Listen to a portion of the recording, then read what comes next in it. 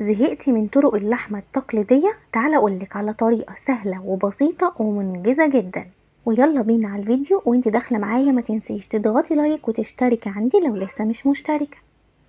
اول حاجة معايا هنجهزها حبتين من البطاطس متقطعة مكعبات بالشكل ده، عليهم حبتين من البصل وفرمهم في الكبة او تقطعيهم بايدك زي ما تحبي، واحدة بيضة وواحدة حمراء بالشكل ده، عليهم حباية من الفلفل الأحمر وحباية من الفلفل الأصفر وصغيرين مش كبار ومقطعهم برضو مكعبات، عليهم بابريكا وفلفل اسود وبهارات مشكلة شوية بسيطة من الكمون ورشة من جوز الطيب. حطيت كمان ورق لورا ومكعب ماجي لحمة مش فراخ، وما ننساش الملح بتاعنا.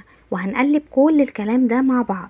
حطيتهم في طبق اكبر علشان اعرف اقلبهم، ونزلت عليهم بمغرفتين من الصلصه. المغرفه دي صغيره، يعني لو المغرفه بتاعتك كبيره هي واحده كفايه. وما ننساش اخر حاجه نحط معلقه كبيره من السمن، وبس كده.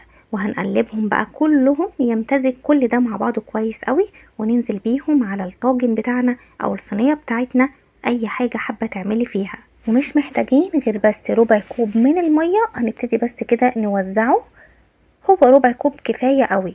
وبعدين هنغطيها بقى بورق فويل، وهندخلها على الفرن بتاعنا رف اوسط درجة حرارة اقل من الوسط، وهنسيبها تستوي بقى براحتها.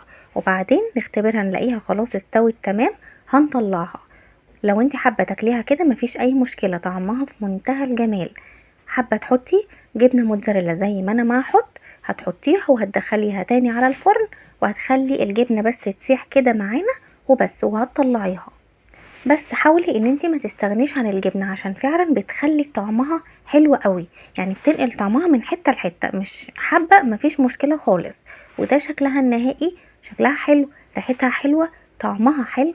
جربيها وان شاء الله هتعجبك، وسهلة وبسيطة ومش هتاخد منك وقت لو انتي مستعجلة او مشغولة. وبكده نكون وصلنا لنهاية الفيديو، ولو عجبك ما تنسيش تضغطي لايك وشير وسبسكرايب. وباي باي، اشوفكم الفيديو الجاي على خير ان شاء الله.